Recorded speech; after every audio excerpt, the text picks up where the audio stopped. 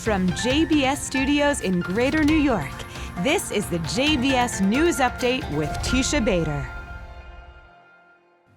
I'm Teisha Bader with the JBS News Update for Tuesday, November the 10th, 2020. Israel's foreign ministry confirmed today that Bahrain's foreign minister will soon visit Israel.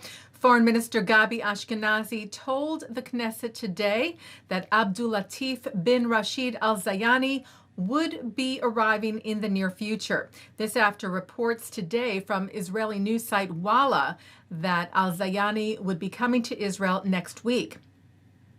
Meanwhile, the normalization deal with Bahrain was presented for Knesset approval today. Israeli Prime Minister Benjamin Netanyahu addressed Israel's parliament, saying that Bahrain is a small country with big aspirations, and called the deals with Bahrain and the United Arab Emirates tremendous for Israel's economy. Netanyahu said, "A strong Israel is bringing Arab countries closer." The Prime Minister thanked President Trump for his help in the normalization deals, also saying that he was pleased that President-elect Joe Biden and Vice President-elect Kamala Harris had also praised the deals. And at the Knesset today, and in the wake of U.S. election results, Netanyahu also responded to accusations from opposition leader Yair Lapid, who said that Netanyahu abandoned relations between Israel and the Democratic Party. The prime minister denied any such claim, saying he stood for Israel's interests and that bipartisan support for Israel was a cornerstone of Israeli foreign policy. Netanyahu said, also sharing on Twitter, that for 38 years I have invested unceasing efforts in strengthening our relations with the U.S. on its entire political spectrum. And that when he visits Capitol Hill, he said, "I like to meet all of them in peace, in war, at any time. Democrats and Republicans, it makes no difference." And a delegation of Israeli business leaders is in the United Arab Emirates this week. The group includes representatives of the Israeli Chambers of Commerce, Manufacturers Association, and the Israel Export Institute, all in Dubai to lay the groundwork for business cooperation. Ron Tomer, who leads the Manufacturers Association, said that ties with the UAE will foster an extensive export and import system, undoubtedly bringing Israel and the UAE closer commercially, economically, socially, and diplomatically. Reports today as well that U.S. Secretary of State Mike Pompeo will be visiting Israel next week in regards to possible new sanctions on Iran. Walla reported that Pompeo will arrive in Israel on November the 18th and may also visit other countries in the region. There has been no official confirmation as of yet on this visit.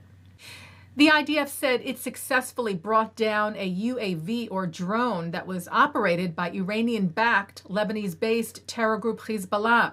The IDF tweeted, "Our troops just monitored and downed a drone belonging to Hezbollah that crossed from Lebanon into Israel. There was no danger," they said, "to the nearby communities or any IDF forces." The IDF said, "We maintain elevated readiness and will not tolerate any violation of Israeli sovereignty." Senior Palestinian negotiator and Secretary General of the PLO, Saeb Erekat, who had been receiving critical care at a hospital in Jerusalem for COVID-19, died from the virus today at the age of 65. As we reported to you several weeks ago, the Palestinian Authority had asked that Erekat be taken to Israel for treatment when he became seriously ill with the virus, and he had been in critical condition for several weeks at Hadassah Hospital Ein Kerem. The treatment in Israel was controversial to many, who cited, among other things, Erekat's top role in the Palestinian Authority's pay-for-slay program, which rewards terrorists who have murdered Israelis. Well, synagogues across Europe last night left their lights on to mark the 82nd anniversary of Kristallnacht, the Night of Broken Glass, where some 1,000 synagogues were burned to the ground in Germany and Austria.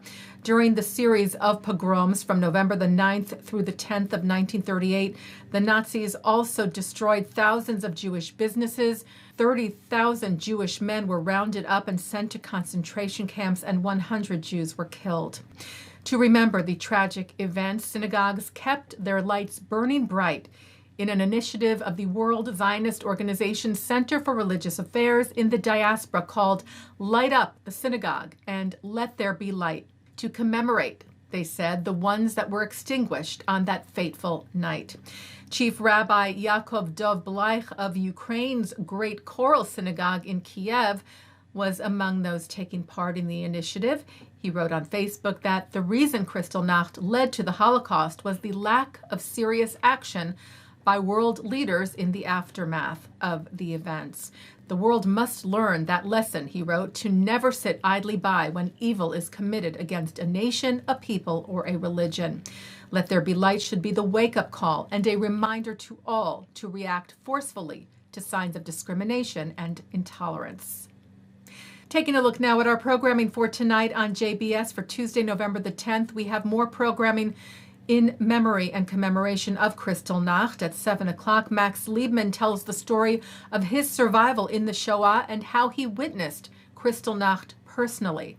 At 8, author Esther Safran-Fuhrer is joined by her son Jonathan to talk about her post-Holocaust memoir, I Want You to Know We're Still Here. That's with Samantha Shokin from the Museum of Jewish Heritage. At 9, Mark Golub sits down with Stephen Ludson, a charter member of the U.S. Holocaust Memorial Council, talking about his life's work on preserving the memory of the Holocaust. At 10 o'clock, Professor Emeritus of Holocaust Studies at Northwestern, Peter Hayes, discusses crucial questions in Holocaust studies. And coming up next on JBS, it's ILTV's Insider. And that's the JBS News Update for Tuesday, November the 10th, 2020. I'm Teisha Bader. Stay healthy. Stay well.